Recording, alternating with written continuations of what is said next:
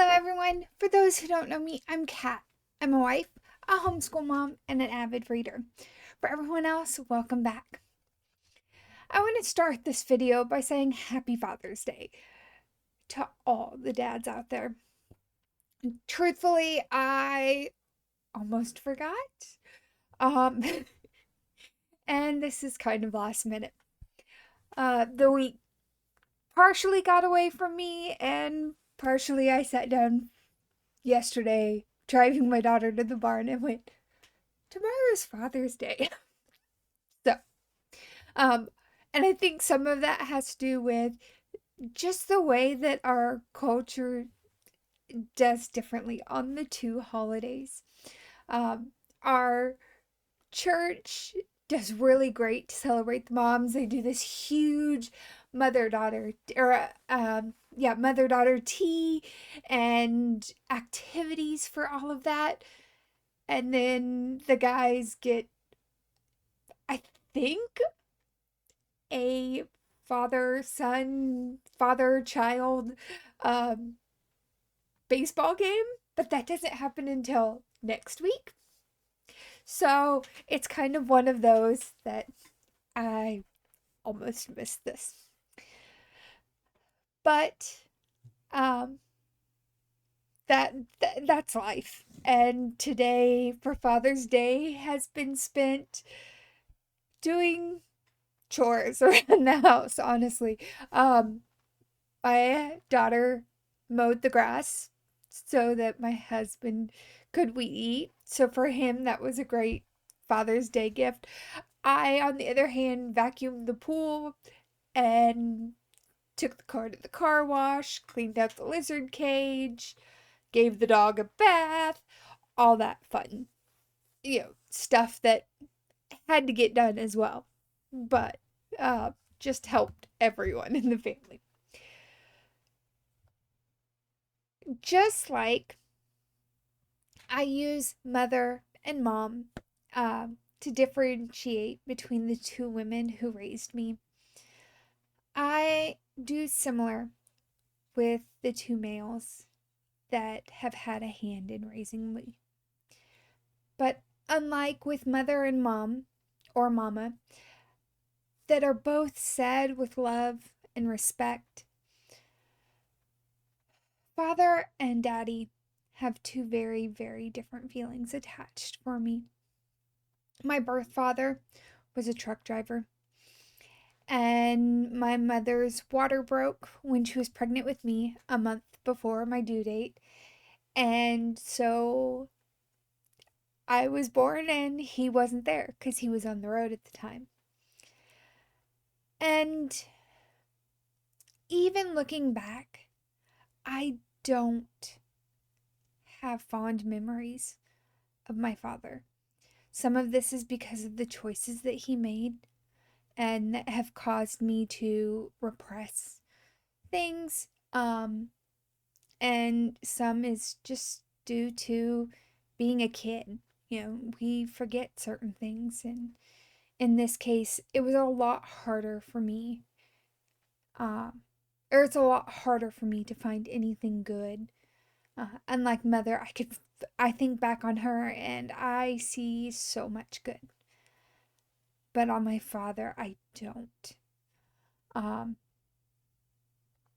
he was around me most of my childhood, and I can look at pictures in my photo album and things like that, and I see him in Christmas pictures and family photos, and everyone's smiling, everyone seems to be having a good time.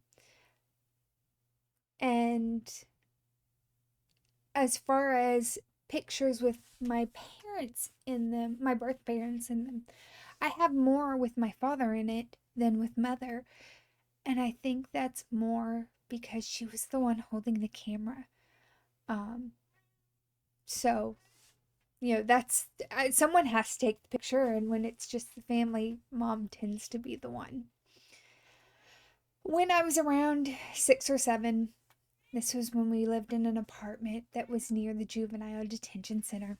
Like, our fence butted up to their fence. Um, he and my mother began experimenting and became addicted to drugs.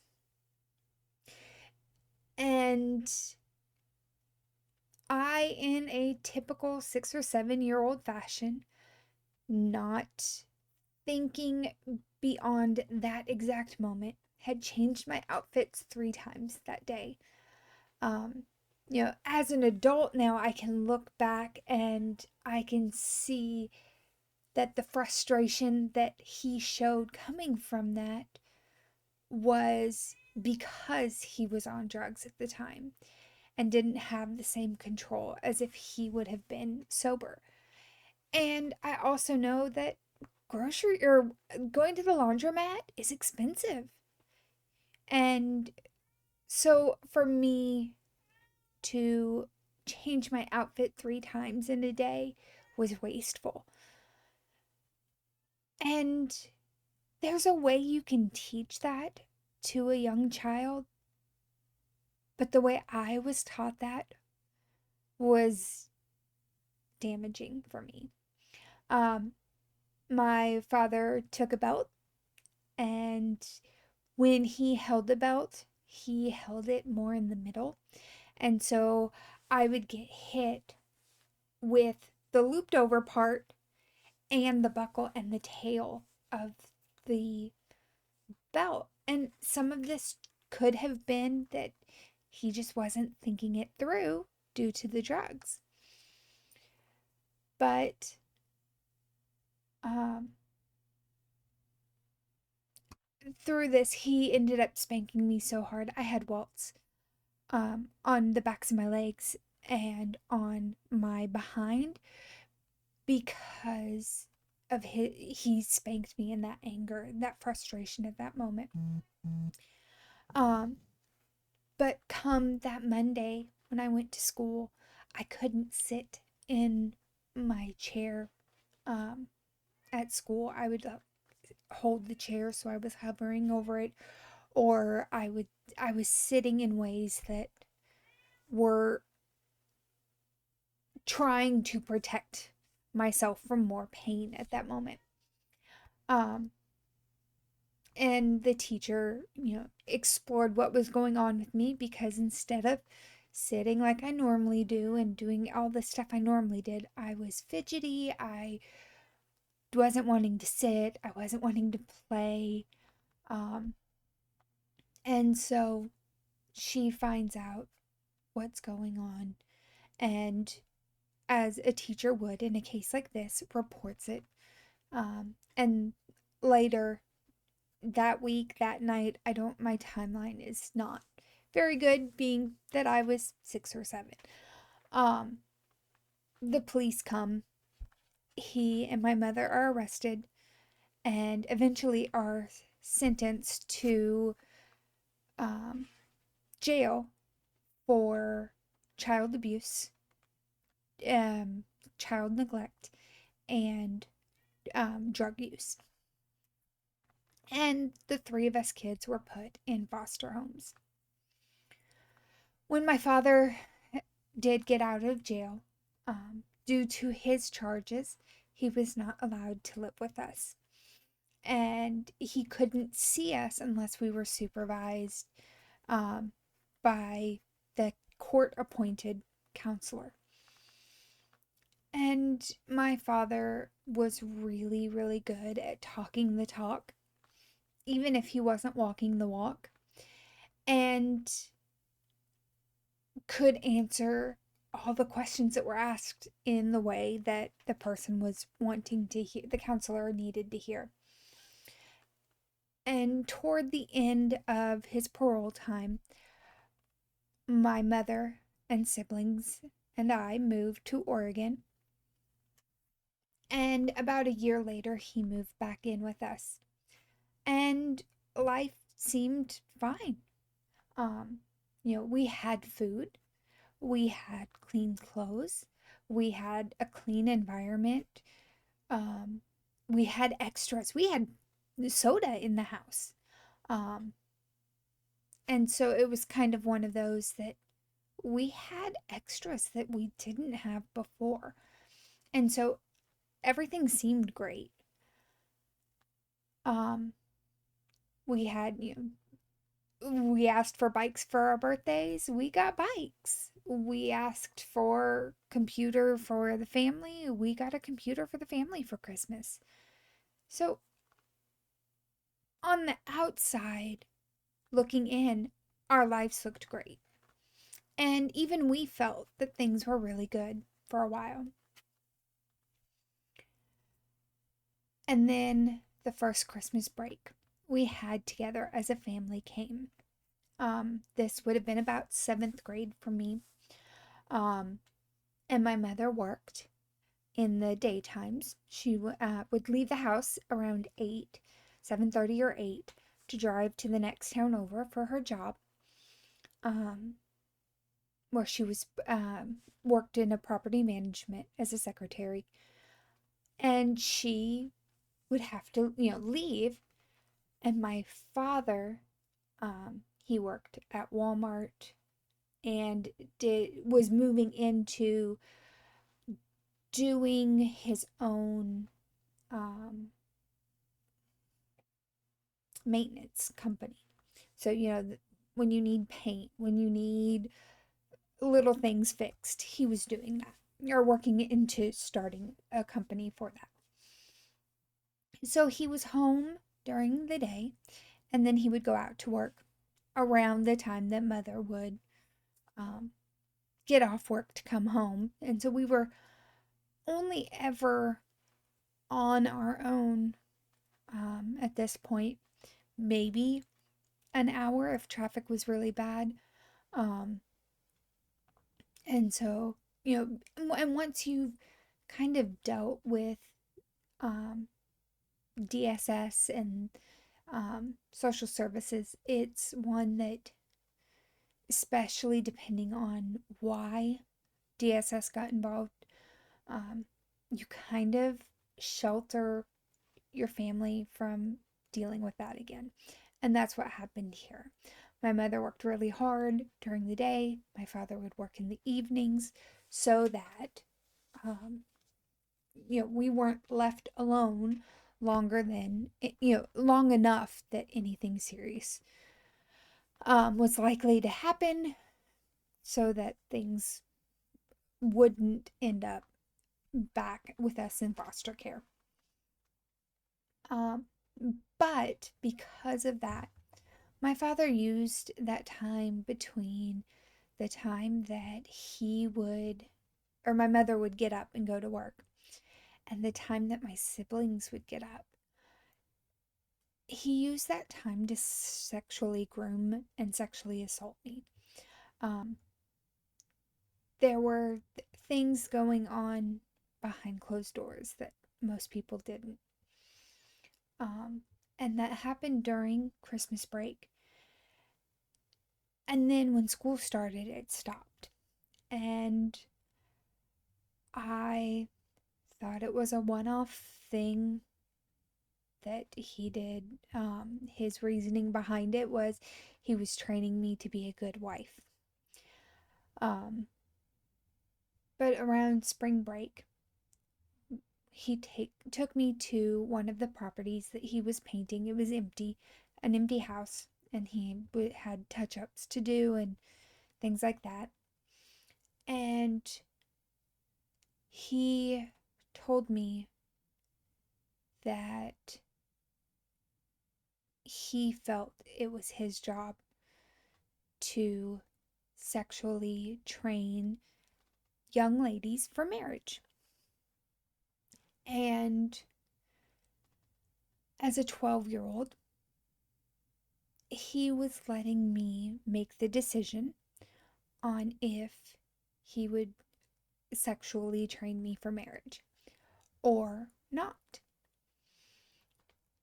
He told me that there was another little girl or another young lady that he could go and train, but she lived in the northern part of the state, and he would have to move out of our house and go move into a house closer to her, um,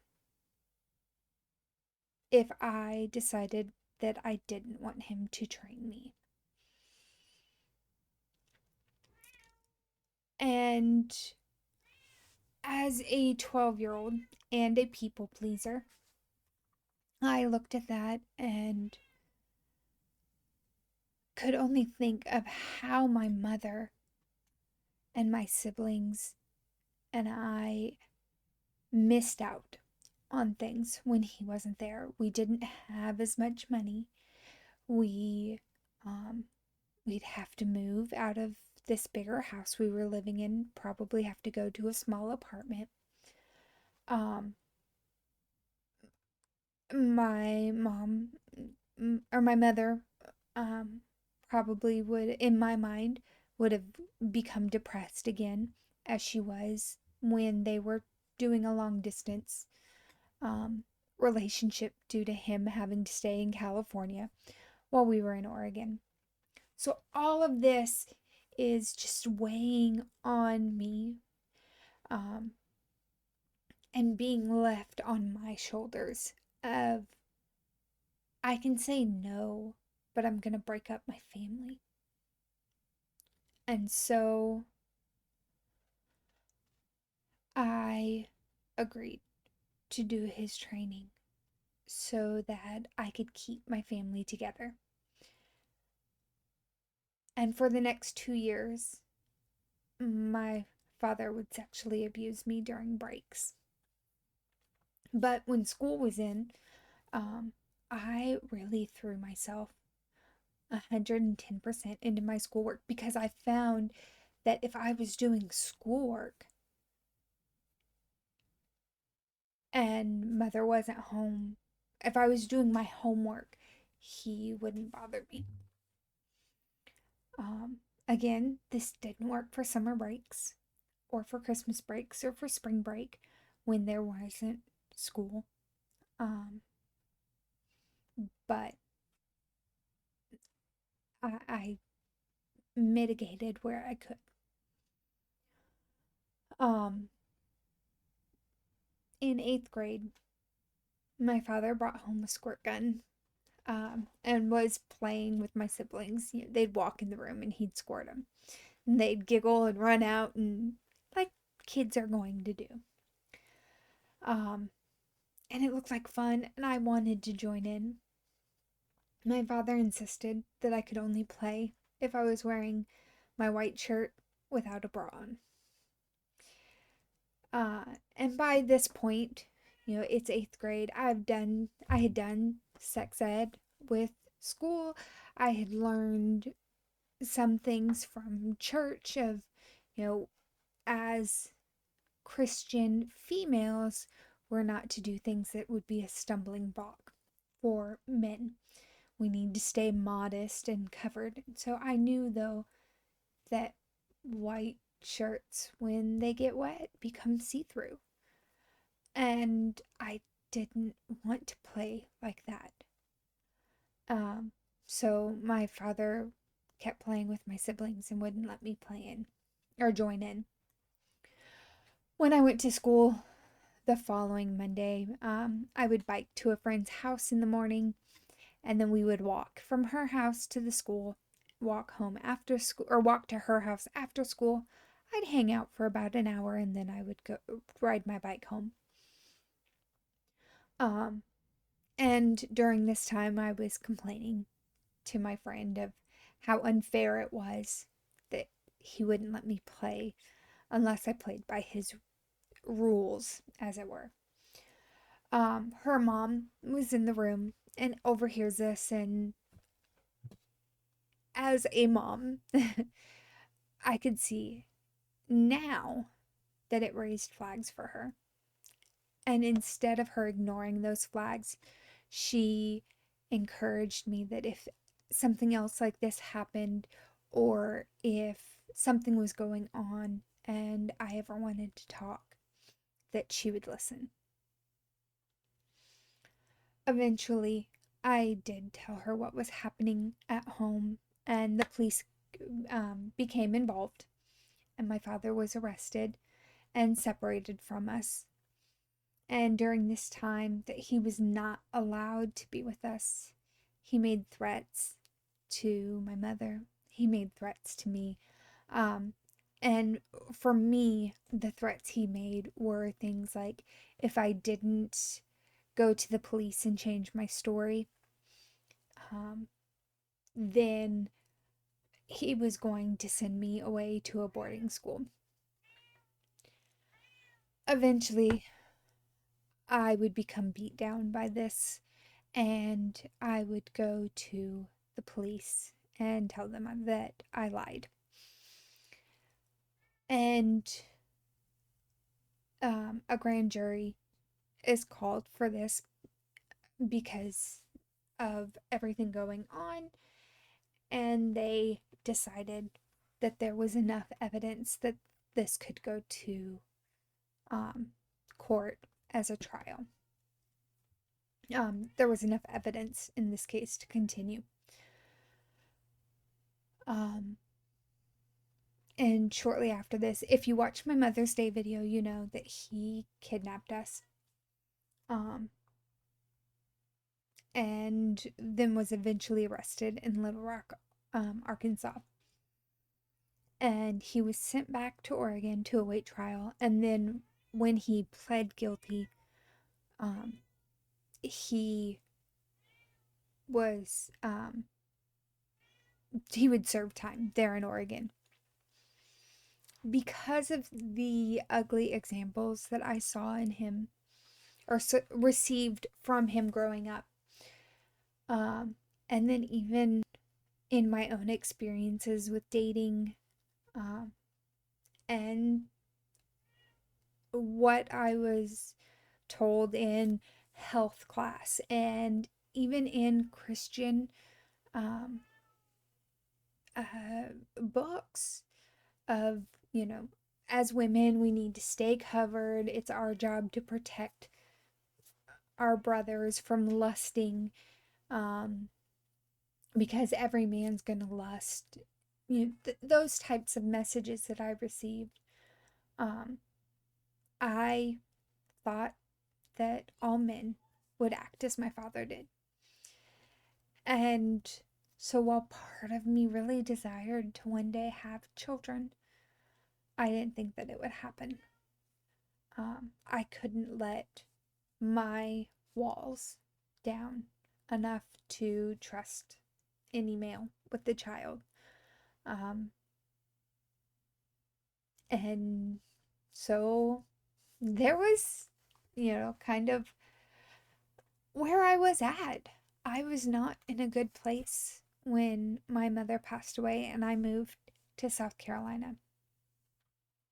First, I lived with the church in a church member's house, and um, for the summer while I worked at the summer camp that Mama um, worked at. At this point, I didn't call her Mama. She was just Miss Jen for that summer. Well, for part of that summer. Um, I eventually stayed with them for a short time, and uh, Lauren was, no, that's Mama and Daddy. That's Mimi and Papa. Um, and so after that, I think it was even 4th of July weekend, after that week that I was with at their house, um, everything changed and they became Mama and Daddy. But before that, um, Daddy was stationed in across overseas with the Air Force, and he was due to be home soon. Like, I can't remember if he was supposed to be home before I moved out there or if it was like just days after. But if you have had any experience with the military moving their troop members and bringing them home, nothing ever happens on time. And so I was there at the school. Summer camp had begun or was just beginning. I was up in the preschool. And um, when he came back to stateside, I'm assuming he went and saw Mama and Lauren first. I mean, that's just obvious. Um, that was his family, you know. What I didn't expect was what had happened after all of his welcome homes in the um front of the school. You know, because Mama was the secretary. So he'd go to the front desk, see her, you know, and all of that. So after all of that, he comes up to my classroom. And I'm going to cry here.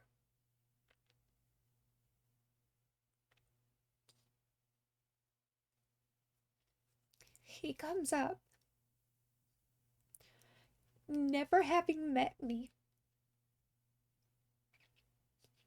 He just knew of me from his wife. And he knew I was a hurting teenager. Comes up to my classroom and doesn't do what you'd expect someone to do with a stranger. He didn't hold his hand out and say, "Hi, I'm Mr. Larry," or introduce himself in any other way that you would expect two strangers to meet. He comes up to my classroom, wrapped his arms around me, and gave me a hug, and told me, "Welcome home." The man who had just been traveling for days to get home comes and tells me, "Welcome home." Oh, sorry. I knew that one was coming. For those who watched my Mother's Day video, that was the story that I said would have to wait. After that summer, I moved into Mama and Daddy's house. They were Mama and Daddy at that point. And as we're setting up their extra room for me, it was Daddy's military room. It was painted red and it had the flags up above. And in one of the drawers of the dressers, it had things like some of his paperwork, or paper stuff that he had for the military and whatnot. And it also had his boot camp um, picture that they take when they graduate from boot camp. And it's kind of scary. Like it's just it's intimidating. And we joked about putting that on the wall to scare away all the boys that would come over to my room. Um, Not that there were any at this time, and not that there would be any for a while. Slowly over the next 2 years, I would get a I would get to see what a husband and a dad was really supposed to look like.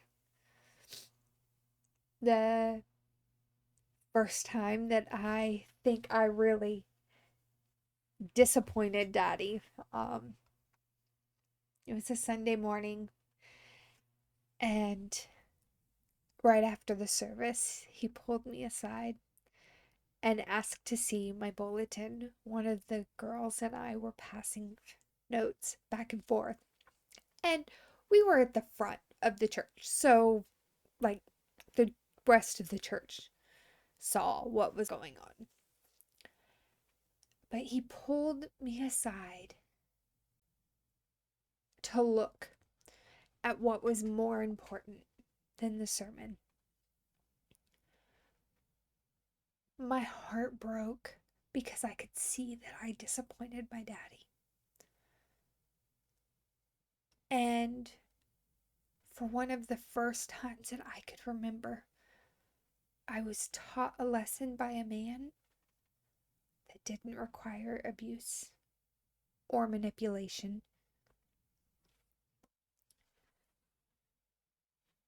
The only time I had seen Mama and Daddy have some sort of major disagreement was a huge fascination to me. They didn't scream at each other. They quietly conversed back and forth. It may have been a little heated in their tone, but not in their volume. But even in that moment, they listened to each other and eventually, I'm assuming, had come to an agreement. I don't know if they even know the impact that that had on me.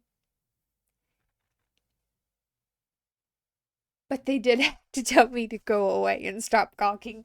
Um, because I truly was fascinated. I had never seen a husband and wife have a disagreement and it not turn abusive, it not be ugly. Um, and so it was just truly an eye-opening moment for me. And then of course, I can't forget all the football games that Daddy and I sat in the living room, him in the chair in his chair, and I on the couch, and watched the football game. Many of the times it was just Daddy and I in there, especially on those West Coast game nights because it was late. Um, I remember one particular night we watched the Hogs play USC, and bless the Hogs' hearts, they got stomped major. Um,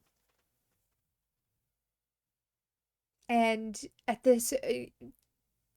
halftime, like it was very obvious that they were going to lose, and Mama goes, "I'm done. I'm going to bed." Um, and Daddy and I sat up until the time ran out, and we watched our Hogs lose. Uh, but it was just us watching TV together, just us being in that room, not talking much unless we were yelling at the Hogs for some stupid thing they had done or, if they got close to making a touchdown. But we just enjoyed each other's company. So many lessons and examples were put before me, none of us really even knowing that those moments and so many others would be so life altering for me. Because of Daddy's example, in his gentle way, he tore down the walls around my heart and showed me an amazing example of a man, a husband, and a father. And because of all he did, I was able to trust men again. Eventually, I would meet and marry my husband. And I remember on my wedding day, or on our wedding day, Daddy walking me down the aisle. And, you kind of, when you see the picturesque father walking his daughter down the aisle, she's got her arm looped around the top part of his arm. But not my daddy. That wasn't enough. He walked down the aisle holding my hand. Um, and he held it together that whole night, apparently until he got home. Um, that is all hearsay. I don't know. He hasn't told me that he cried when he got home, but Mama says he did. There are many times, even now, at 36 years old, that when I drive out to Arkansas, it's a long drive, it's about 13 hours, it doesn't feel like I'm home until Daddy wraps his arms around me. At heart, I think I am just a daddy's girl, even though I may not have always had the best example. I had the best example from one person, and that's my daddy. About 2.5 years after uh, my husband and I got married, we welcomed our daughter into the world. And I have the greatest pleasure of watching him try to be the best daddy he can be to our child. He does his best to be fair and loving, even when she drives him crazy. And I hope that one day she'll see all she has done, or all he has done, is for her good. Dads really are a treasure, and I'm blessed to have lived with an amazing daddy and to watch my husband do the best he can for our daughter. Happy Father's Day.